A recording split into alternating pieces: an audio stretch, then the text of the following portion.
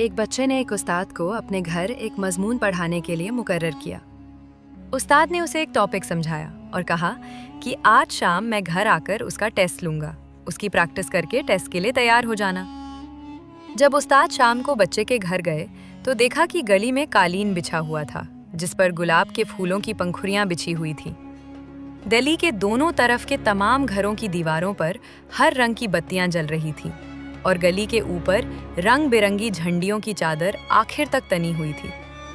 استاد جب گلی سے گزر کر بچے کے گھر کے دروازے پر پہنچے تو چھت سے ان پر پھولوں کی بارش کی گئی اور فضا مرحبا یا استاد کے فلک شگاف نعروں سے گونج اٹھی۔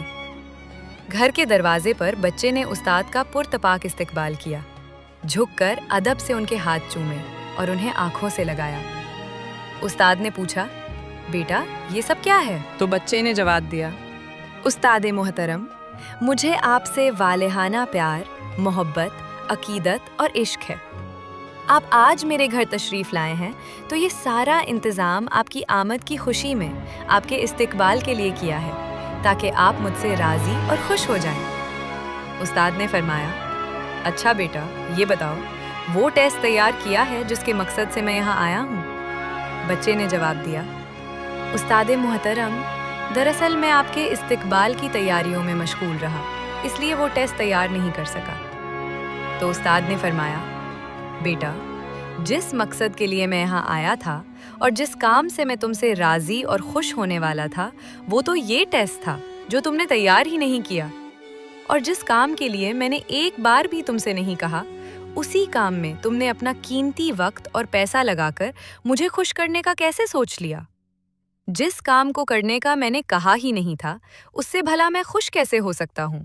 اور جس سے مجھے خوش ہونا تھا وہ کام تم نے کیا ہی نہیں۔ بیٹا تمہارے خلوص اور جذبے پر مجھے کوئی شک نہیں، لیکن اس جذبے کی تکمیل اس راستے سے کبھی نہیں ہو سکتی جو تمہیں پسند ہو، بلکہ صرف اسی طریقے سے ہو سکتی ہے جو مجھے پسند ہے۔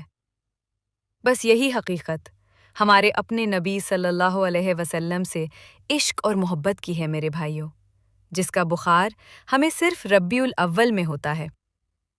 اگر ہم اپنے نبی صلی اللہ علیہ وسلم کو راضی اور خوش کرنا چاہتے ہیں تو ہمیں وہی طریقہ اختیار کرنا ہوگا جو خود نبی صلی اللہ علیہ وسلم نے بتایا اور صحابہ کرام رضی اللہ عنہم نے جس پر عمل کر کے دکھایا۔ بے شک ہمارے خلوص اور عشق کی سچائی میں کوئی شک نہیں، لیکن محبوب اسی طریقے سے راضی ہوتا ہے جو محبوب کو پسند ہو، نہ کہ وہ جو عاشق کو پسند ہو، اور وہ ایک ہی طریقہ ہے، حکم اللہ کا ہو اور طریقہ محمد رسول اللہ صلی اللہ علیہ وسلم کا ہو، اور زندگی اسی محبوب کی سنتوں کی اطاعت میں گزر جائے۔